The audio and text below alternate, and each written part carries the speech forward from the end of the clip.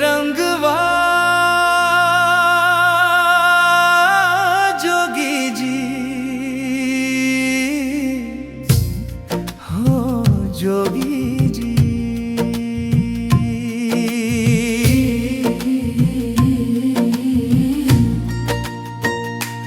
कच्चे पक्के रंग से बनल ई संसार हो, सब रंगन में सबसे मीठा प्रीत के रंग हो।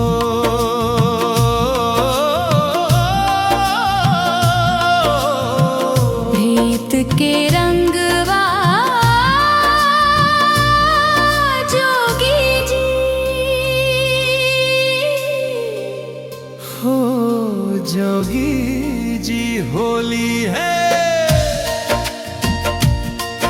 अंगना में उड़े अबीर, गगन में उड़े गुलाल, भिंज गइल साजनवा भिंज गइल ससुराल। गाल लाल लाल भइल अखियां में चमकार, भीतर से भींजे जे मनवा हवे सच्चा प्यार। प्रीत के रंगवा जोगी जी हो जोगी जी।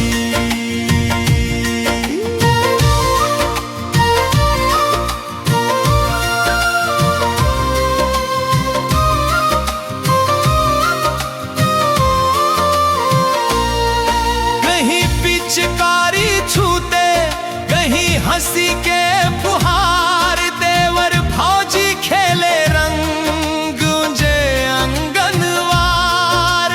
सखी सब गावे फगुआ बजे ढोलक तार, रंग के संग संग फूले मन के हर बहार। प्रीत के रंगवा जोगी जी ओ जोगी जी। कच्चा रंग ता छूट जाला, पक्का रंग धुल जाए।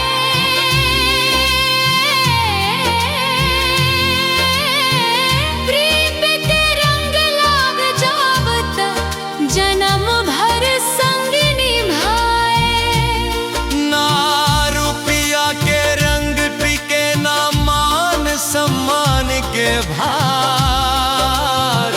दिल से दिल जुड़ जाव तब बन जाला संसार।